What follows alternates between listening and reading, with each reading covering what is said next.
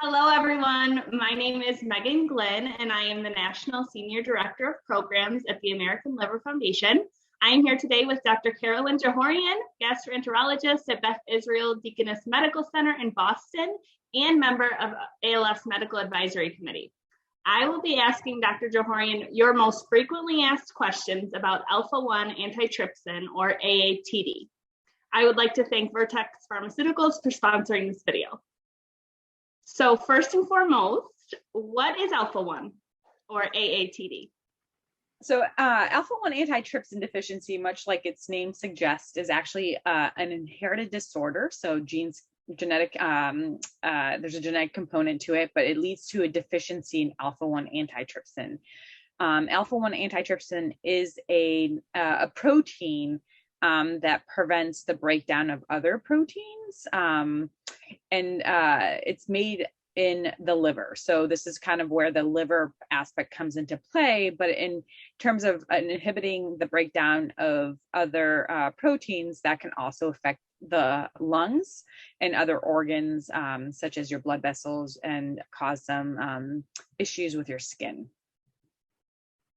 Okay, thank you. And what are the causes of AATD?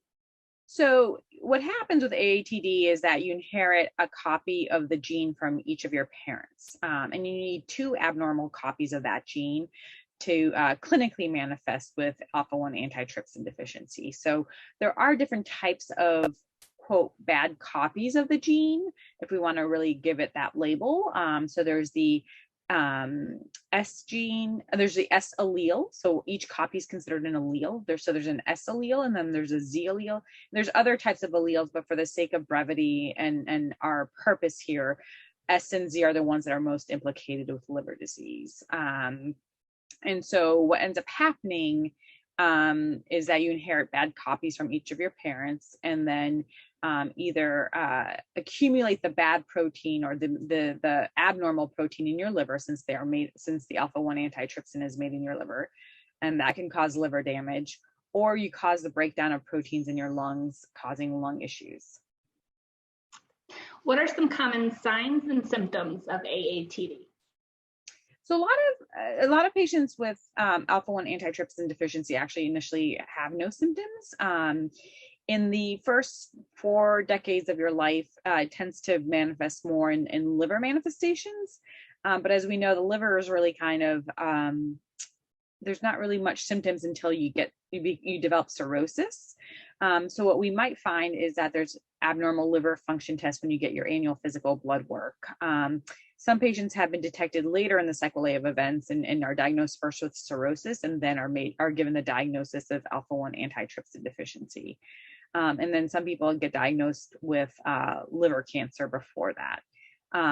In terms of the lungs, most patients actually also get diagnosed when they have lung involvement, because that tends to have more clinical manifestations of shortness of breath while walking around.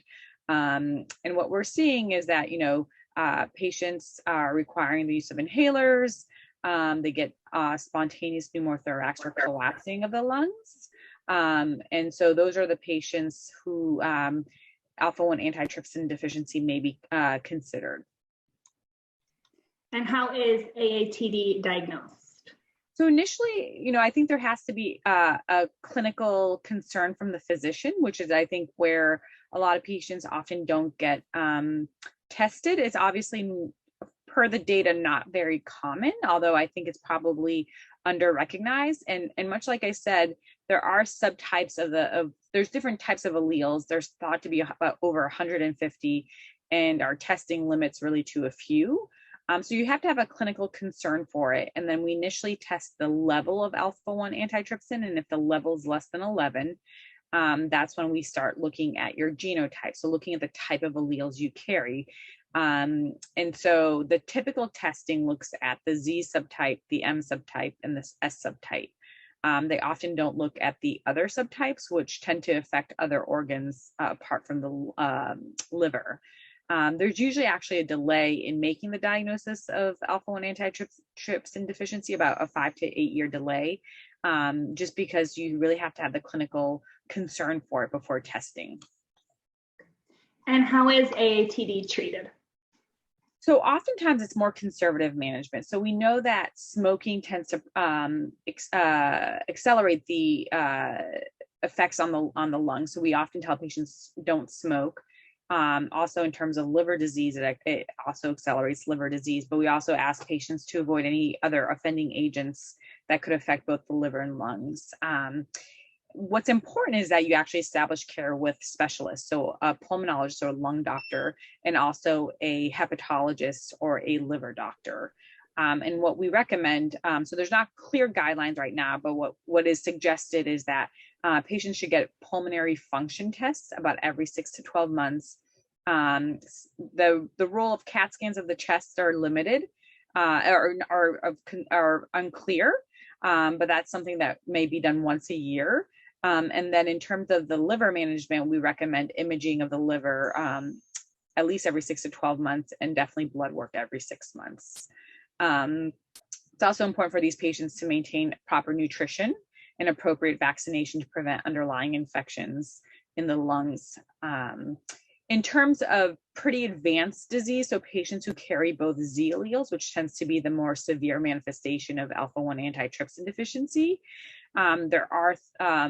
you can get infusions of alpha-1 antitrypsin. That's pretty limited. Not most centers don't do it. So you have to really go to an alpha-1 antitrypsin center and really have pretty severe disease to undergo that. It's also pretty costly, costing about over $100,000 per year. So quite limited in our ability to offer that. And then there's thought that there might be a role for some lung resection, and then ultimately with both the liver and the lung, discussing lung transplant and liver transplant. What's really interesting is, much like the COVID technology, there's thought about gene therapy using mRNA again to try to change the way that we manifest these alleles. Well, thank you so much for your time, Dr. Johorian, and thank you again to Vertex Pharmaceuticals for sponsoring this video. Thank you.